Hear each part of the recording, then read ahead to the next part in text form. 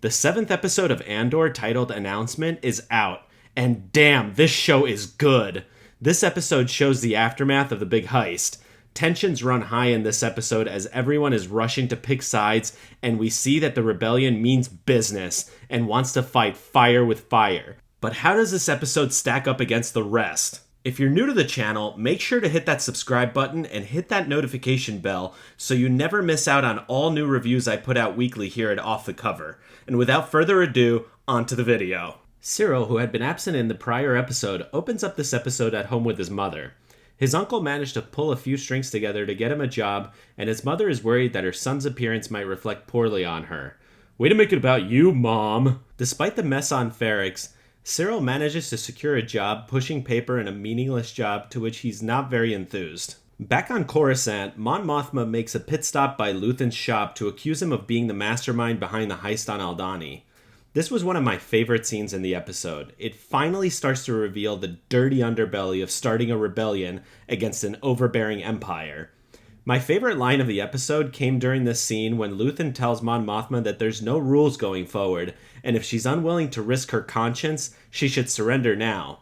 This ratcheted up the stakes exponentially by showing the gravity of the situation. Back in the Empire's headquarters, Dedra sees the attack on Aldhani as the fuel she needed to drive her investigation into the scattered attacks and robberies forward. She tells her superiors that the heist wasn't just a heist, but an announcement across the galaxy for both the Empire and scattered rebel groups alike. Her perseverance in the face of refusal is praised, but her success comes with an ominous warning to watch her back.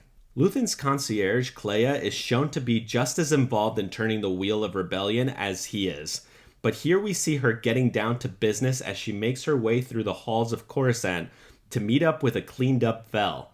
Here she gives Vel the order to eliminate Andor, showing her strong feelings about Luthen's handling of the rebellion. She refers to Cassian as a loose end that needs to be dealt with.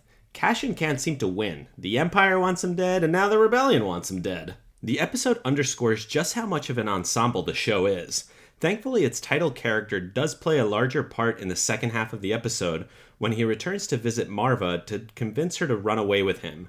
But she reveals she is not afraid of fighting the Empire, as in his brief absence, the corporation's goons have been replaced with a heavy Imperial presence, which everyone views as Cassian's fault. Despite being left with Nemik's manifesto, Cassian hasn't reflected in the short window of time between episodes. He is still fueled by his own self-interests and flees to a beach planet where he encounters some trouble with the Empire. Here we are treated to some foreshadowing when we see a droid that strongly resembles K2SO from Rogue One. This had me cheering. There's some irony in the fact that he's nearly choked out by the K2 unit, considering Cassian will eventually have K2SO as his companion in Rogue One. Andor is still very far from the character audiences first met in Rogue One, but the end of the episode puts him into a position where he is forced to realize that no matter where he tries to run, the Empire will always be there. Even on the beach resort planet, he's still profiled by the Empire as a troublemaker. A quick stroll to the store gets him cornered by a trooper who is convinced he's up to no good. The episode draws to a close with Cassian being sentenced to 6 years in jail for speaking out against the Empire, something he didn't even do. But clearly, Cassian isn't going to jail for 6 years because he doesn't have 6 years left to live. The cliffhanger leaves the remaining episodes in a unique position to motivate him into action. Overall, this episode wasn't what I expected. I expected a much quieter episode, more akin to the first 2 episodes of the season. But this episode certainly subverted my expectations in a positive way. What I find truly puzzling is how Andor could be so good and how She-Hulk could be so shitty. It's the same company. You'd think that they would have some uniform hiring policies, but no. And even with the Star Wars portion of the business, how can we get such inconsistencies like Andor and Kenobi? It's like the writers are entirely siloed from each other, and some are woke activists and others are talented and apolitical.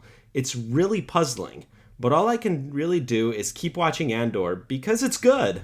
If you like this video, hit that like button and subscribe for more great content.